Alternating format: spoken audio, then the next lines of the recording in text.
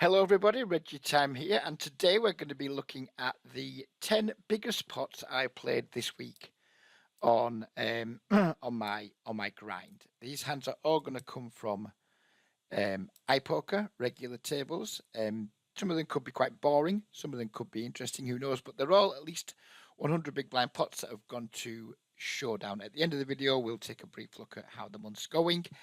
And yeah, hopefully you guys enjoy it. I'm still on the fence whether to continue making videos or not. There's literally nothing in it for me, apart from a little bit of narcissism when I get a few likes or pleasant comments. So if you want to see the videos keep coming, then please do hit the like button, comment beneath the video,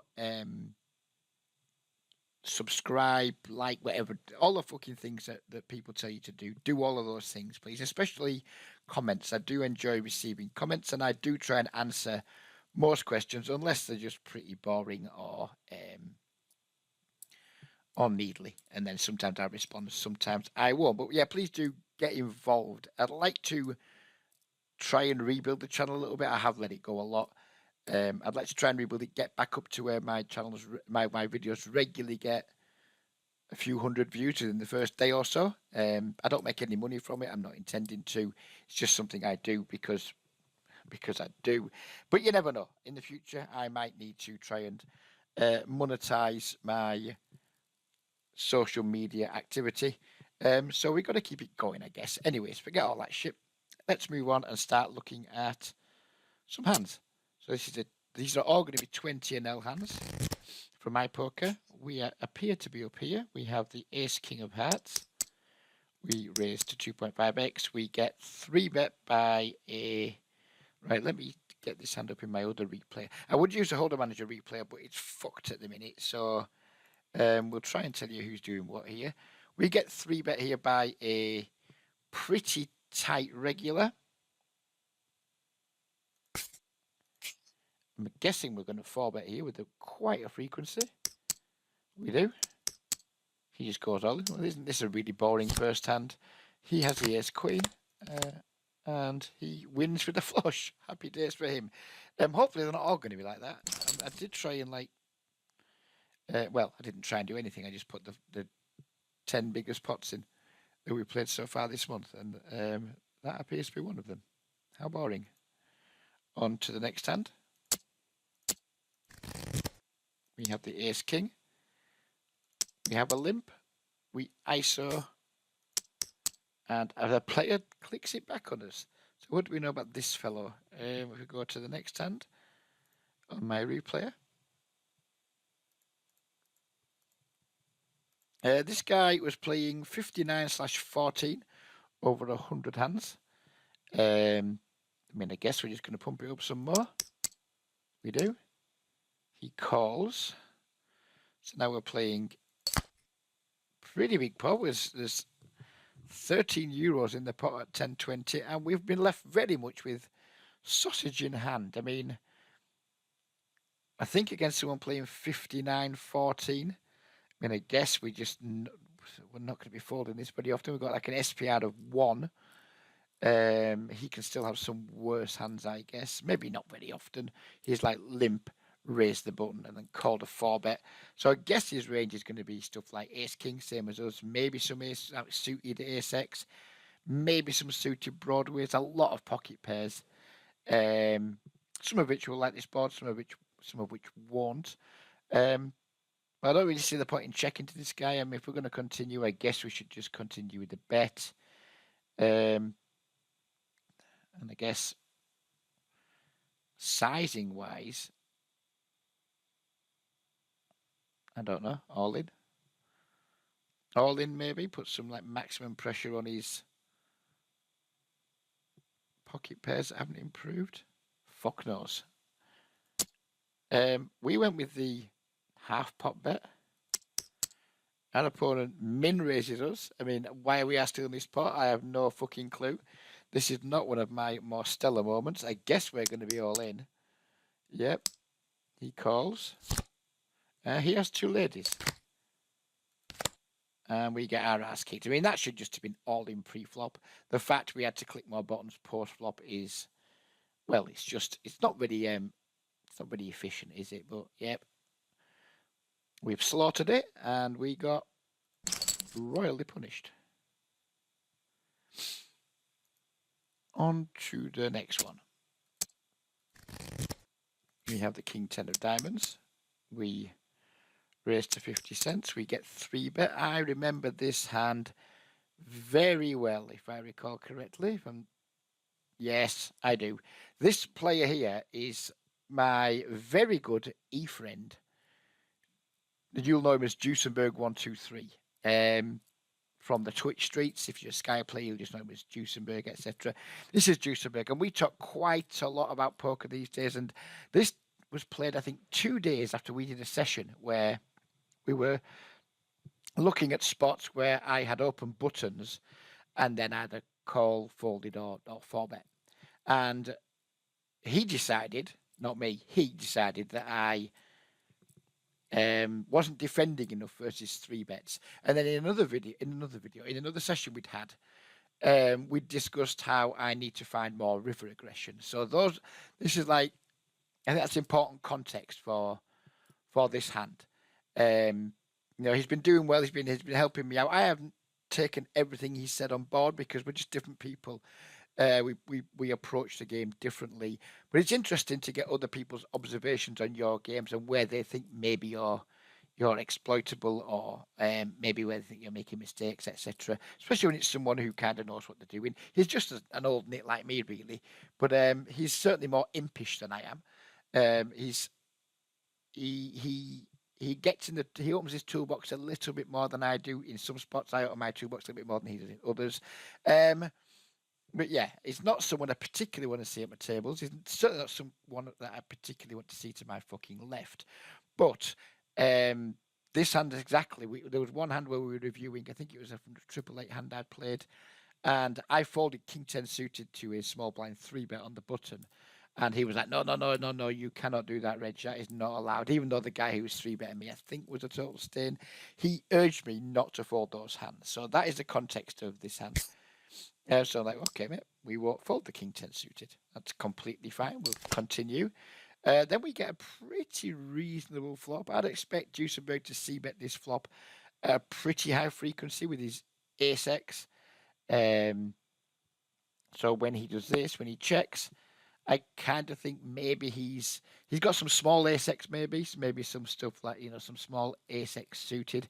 I wouldn't expect him to check ace-king or ace-queen too often. He also knows when I do defend, I over-defend suited connectors.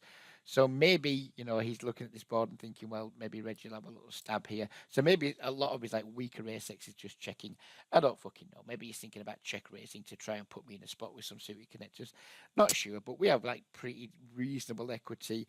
And he may also have some stuff like pocket jacks, pocket queens, pocket tens that don't want to just set off betting straight away on this board. So we bet 160. He calls. Turn is a complete brick. And he checks again. So but at this point, I'm kind of thinking, right, this dude's probably got pocket jacks, pocket queens, something like that. Maybe a really stubborn pocket nines, but I don't think so. I think he's going to be largely in weaker ace-x territory. Then some of the remaining combos of kings, queens, jacks, etc. And we don't beat any of those hands, but we do have equity. So I elected to bet again. He calls again, which now I'm thinking, right, he probably doesn't have stuff like pocket jacks, pocket queens anymore. Probably, I don't know about pocket kings. We all know how much he fucking despises pocket kings. And this river comes, and I'm just like, well, I've stripped him of a lot of his, Jack, Queen, etc. Don't think he has them anymore. So if we're going to bluff this river, what are we trying to make him fold? And I didn't really know the answer to that, other than who knows what. In fact, I didn't think I'd get him to fold very much at all, to be honest with you. But we've reached the river. We've got absolute sausage in hand, and he has told me on more than one occasion I'm nowhere near aggressive enough on rivers. I'm like, fuck you, I'll show you who's aggressive on rivers, you baldy cunt. He checks. We ship it all the fuck in, and he snaps us off. and he had the ace jack, which completely was a total setup. He set me up with the you can't fold king 10 diamonds pre, you too passive on rivers red, you need to find more aggression. So we have the king 10 of diamonds, and I didn't want to be passive on the river, and it played out absolutely perfectly for that cunt to take all of my fucking marbles. It was a very, very disappointing. And this came in a session where at one point I was up like 120 euros. I just lost a 50 big blind pot before this, and I lost this. I quit my session quite quickly because I just fuck right off, mate. I think there's one more pot where I played with him that isn't going to be in this video where I peeled a pocket pair versus squeeze. He double barreled and I folded. And at that point, it was God knows what time in the morning. I was fucking raging. I was up stuck, and I was like, "Yeah, fuck you, mate." And I just quit some very good games. So, cheers for that, you fucking wanker. And let's move on to the next one. So, is that 3 hands played, 3 hands lost? Well done, Reg. And you were fucking genius. Move on to the next hand. We have 2 4s. I'm going to guess we're going to flop a set in this hand. Oh, what a surprise. There we go. There's the set. So let's have a look at this hand. Who are the villains that we're up against? Let's see what happens first. So we check Burst Dude C-bets. And he is playing 62/15 over 182 hands. We get a raise, a bet, and a call. I mean, we're just raising here all day, aren't we? The other guy left in the pot is playing... he's a complete fucking stain of it. Oh, no, he's not. He's a different... I was getting his thing. So 56/5, this dude. So we've got 2 very, very fishy players. We've got a set on a pretty connected board. Lots of hands he can continue with. It's time to just raise, I think. And size-wise... I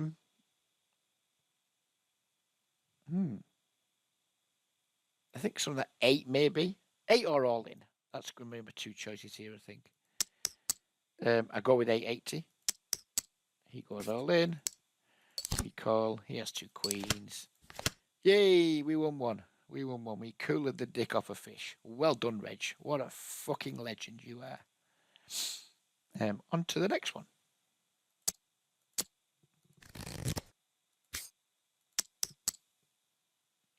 We have 2 aces. I like 2 aces. We've been min 3-bet by someone with a $23 stack. I guess we're going to 4-bet here, and I guess we're going to make it upwards of 4 euros. Yep, we do. Villain calls. This villain was playing... let me see.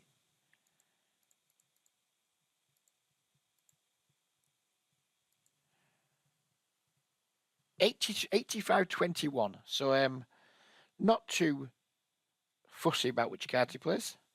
He just wants to see flops, etc. We flop ourselves an overpair on a monotone flop. Not in love with the board texture, of course, but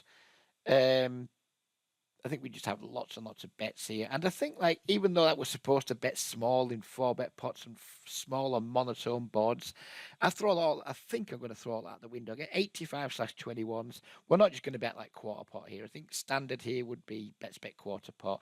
I'd be very upset with myself if I bet a quarter pot here against this particular villain. And we don't. We just go big. We go like upwards of 2/3. He just goes all in. We call. He has Queen Jack off suit.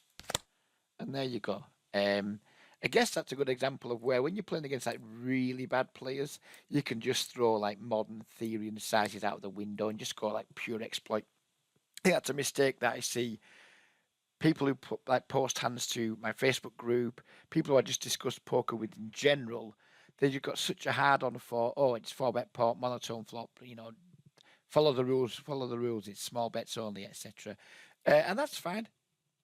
It can't be bad. But when you've got somebody who's playing 85/21 who's called a 4-bet on a board where they're going to have like lots and lots of continues, you would imagine. Any diamonds probably continuing. Any kind of straight draws probably continuing. Any pair, like 9 or jacks, probably continuing. There's just no reason to let them off the hook with small bets, in my opinion. And I think it's a mistake if you do against that player type. So we won the absolute maximum there. And I'm delighted that we did. Moving on to the next one.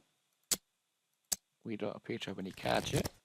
Yes, King, Queen. We open in middle position. We get a flat call from a short stack. And we get a call from a bigger stack. Let me see if I can tell you anything about an opponent's in this hand. The dude with the short stack is playing. Well, we haven't got any hands on him. It's the first time we played with him. And the other guy is playing 26. Is he? No, he's not. Sorry. He's playing 74/25. So another real good whopper. We flop ourselves 2 pairs.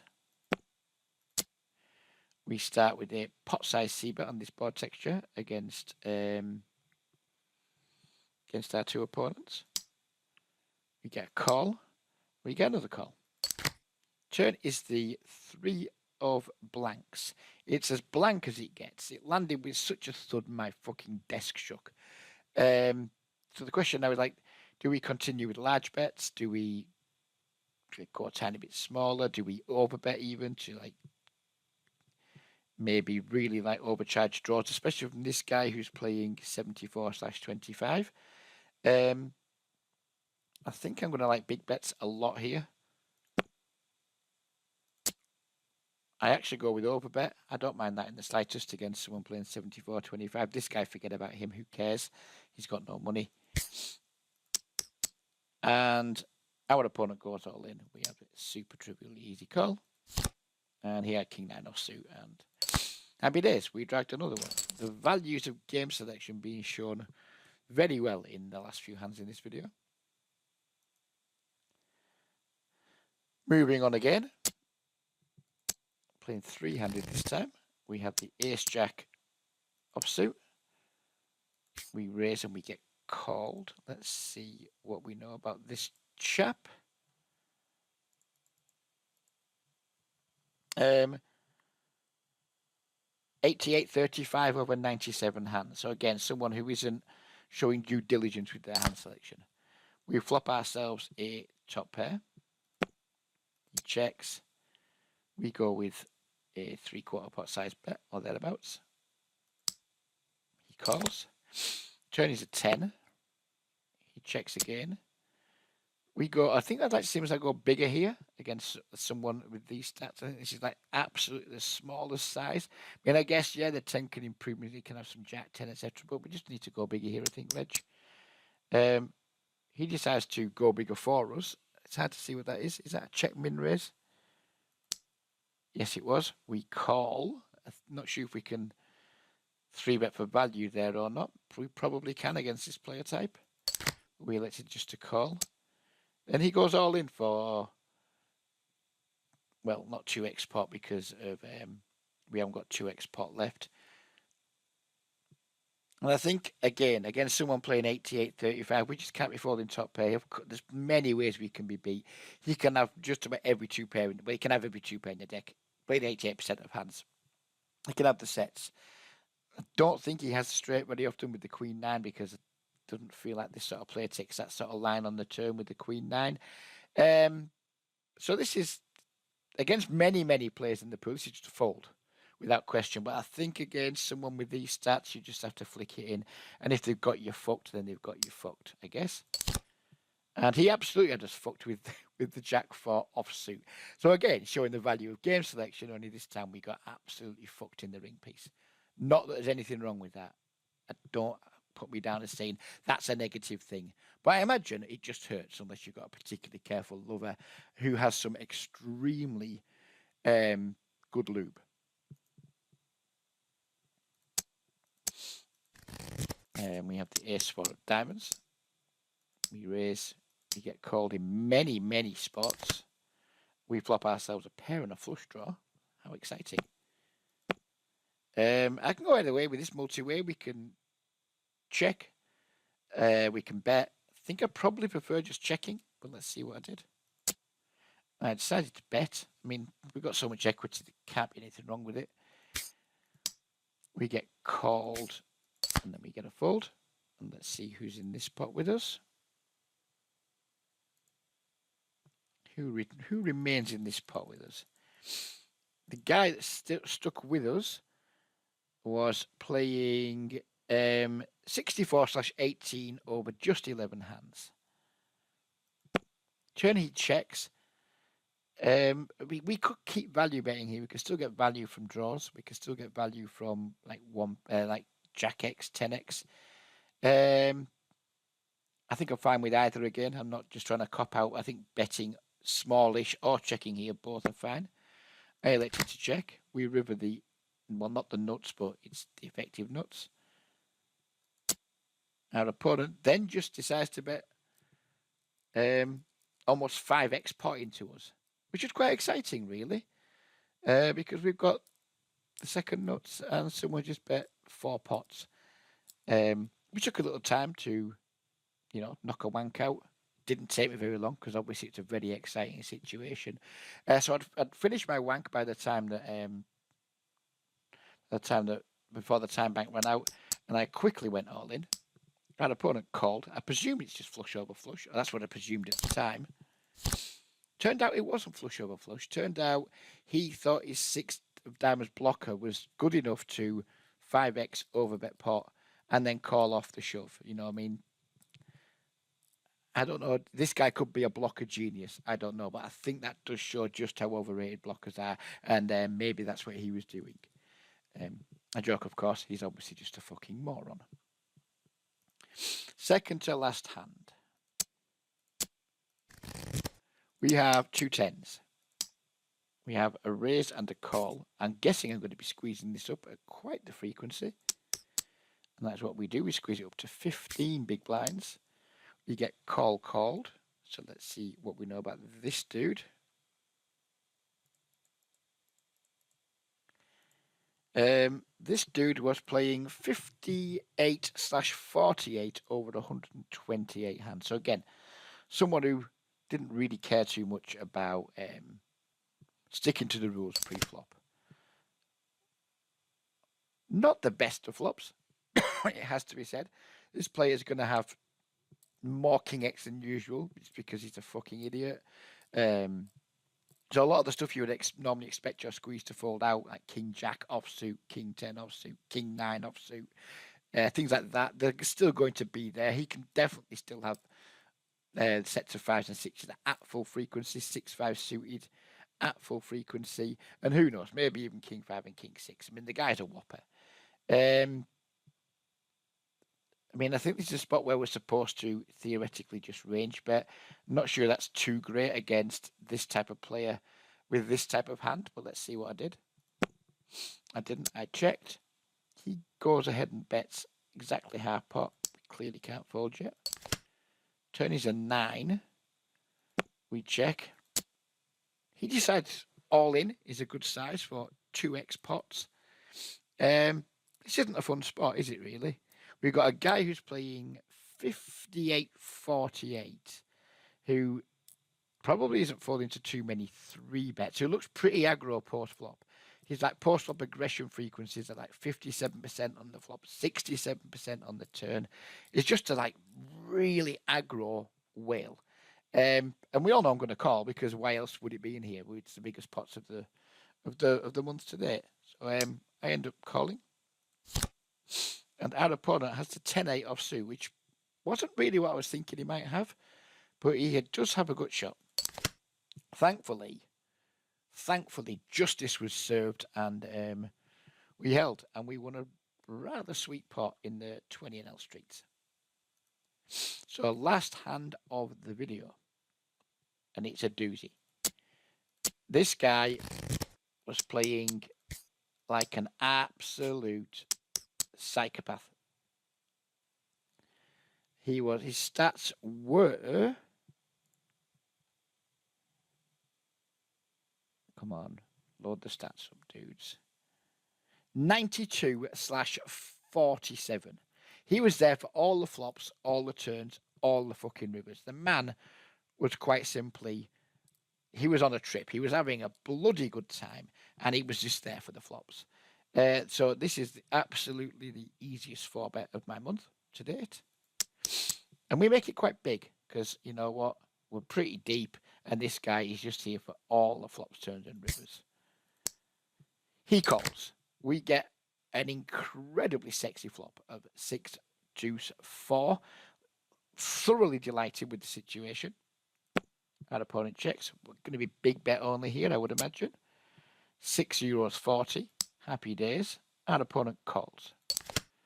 Turn is a 7. I mean, this is the sort of card you want to see in these situations. I mean, the guy doesn't have like aces, kings, queens. Very much one would imagine. Jacks maybe once in a while. He's going to have lots and lots of who knows fucking what. But it's just a very nice situation. Then he does that, and I'm like, what? What do you fucking mean? 40% pot or 45% pot, whatever the fuck that is. That I do not understand this. It's all very, very strange. Has he turned a flush draw? Has he turned a set? Has he turned 2 pairs? Has he turned a straight? I mean, he has lots and lots and lots of value here because he's just so fucking loose. But also because he's so loose, he has lots of shite still too. Lots of draws he's turned. Maybe he's just turned a 7 and he fucking loves it. So even though he has lots of value, he also has lots of like value that we're beating. He has bluffs too. So I mean, we just don't go anywhere. We cannot possibly go anywhere against a 92-47 here. So we just put the fucking rest in.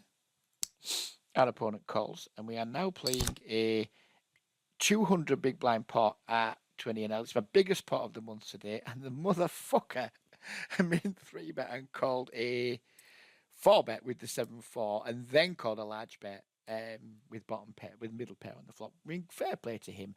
I genuinely, I say this and I genuinely mean it. I mean, this pot hurt at the time. We're going to lose this pot. But, you know, if you're going to lose massive fucking pots, these are the guys you want to lose it to. These are the guys who keep the games fucking going. If it wasn't for these guys, we wouldn't have a game worth playing. So, I mean, yeah, it fucking hurt at the time. It was a real bastard of a pot. But you're not going to catch me whining about it because... well, I just have a little bit because we need these guys to play really badly and sometimes get rewarded. Otherwise, the game just ceases to exist. So yeah, that's that.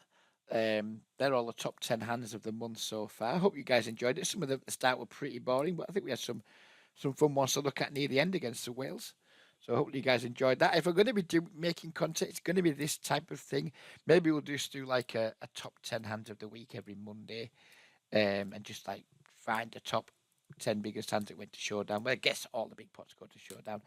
So you know, it won't be the most exciting thing ever, but it'll keep me in touch with you guys. And some of you guys who just like listening to my soothing dulcet tones will get their little bit of wank material every week, won't they? So yeah, maybe I think I quite enjoyed doing this, so maybe we'll do it again next week.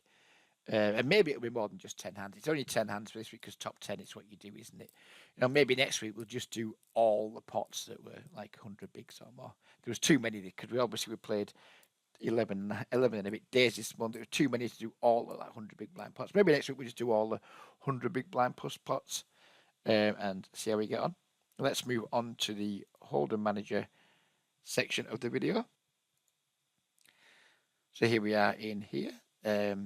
My results for the month are pretty good. We're up just over €500 for the month, which is pretty fucking sweet, just 12 days in. And when we add our rake back on top, we're up to close to €600. I mean, this is a really exciting development, you know. I'm in a situation now where I only have one job to do. I've recently had my hours increased to 12 per week, but it's not enough to keep me, of course. And on top of that, we've had some family news, which is going to it's going to be a leak on my expenses. Let's just put it that way. Not saying any more than that because it's family business. It's nothing to do with you lot. But yeah, let's just say my expenses over the coming weeks, months, and years are going to be going to go up a little bit. So yeah, we need to make sure that we're still making money from somewhere. Be that poker, be that if needs be, if poker I don't make money, finding extra work, etc. But yeah, I mean, I couldn't be happier with playing 25,000 hands, almost exactly it seems, and being up 600. Win rate's pretty good. Hourly rate, not brilliant. Don't care. I'm doing something that I really enjoy doing, and I'm making money at it. So the fact that my hourly is just like, nah, I'm not going to fucking cry about that too much. So we'll move on to see how many hours that we've played so far this month. And all this bit's going to be blurred out because it's none of your lot's fucking business what my stats are. But we played 48, 50, 63 hours so far this month. We also played, I think, around 5 or 6 hours on Sky. So we're getting on to close to 70 hours for the month already. And we're only 11 days in, really. There hasn't been much of the 12th, has there? So, like, at some point, I'm going to start burning out a little bit.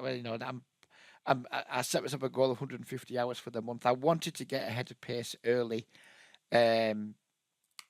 so it wasn't something that was bothering me later in the month. And we are way ahead of pace. I mean, at this pace, we're going to be almost finished with over a week to spare. So I'm really happy with, like, in terms of like my hours. You can see by my win rate, pretty happy with that. 9 bigs 100. I'm playing some pretty soft games. I'd say you wouldn't want it to see it being much lower than that in the games that I play. But my game selection hasn't been as good this month. It's been pretty good, but it hasn't been as good because I'm trying to, like, increase my volume a little bit at the same time as increasing my hours. I don't want to be spending 150 hours just 2 and 3 tabling. So game selection's dropped off a little bit, but not that much. And there's like, I'm willing to, like, play at slightly worse tables if the regs at the tables are kind of like pretty boring and nitty, just kind of empty seats. But I won't stick around at tables if there's 1 or 2 like more aggressive regs who fight more to my left. Hang on a moment, someone's knocking at my door. Why do people always knock at my door when I'm doing something? Who knows? But yeah, I'm not playing at tables if there's like a couple. If there's just 1 relatively good reg, I'll stick around. If there's 2, I tend not to. I can't be asked playing too many regs who want to actually battle, like they're playing fucking speed poker or something. So I'm happy to play with that, obviously, fish with really tight, relatively passive regs who don't get in the way too often. But I'm not. So my game selection has dropped a little bit, but only in a sense where there's slightly less spots at the table where we can get easy value. But I'm still not playing with people who can actually, like, put me into spots and who are probably at least as good, if not better than me. So all in all, yeah, it's been really good. It's been a really good month. To date, it's been hard work. Well, not been hard work. It's fucking lying on my ass, lying on my sofa playing fucking poker. But it's been a hard grind, 60, nearly 70 hours. What have got there? 63 plus Sky. That nearly 70 hours in 11 days. It's a grind, and I'm really happy with how it's going. And yeah, long may that continue. But we're going to leave it here. Don't forget to drop likes, subscriptions if you're not a subscriber, comments on any of the hands, comments on anything I've said. Yeah, just get involved, make it interactive, and hopefully we can, like, rebuild the channel a little bit, because I've definitely let it slip. There was a point where I was regularly getting like 400 or 500 views in a week. That's dropped right off. Understand that if you're not producing regular content, people aren't going to watch, etc. But let's try and rebuild that a little bit, and yeah, we'll see you all again next week. Have a good week, everybody. Take care, and yeah, goodbye for now.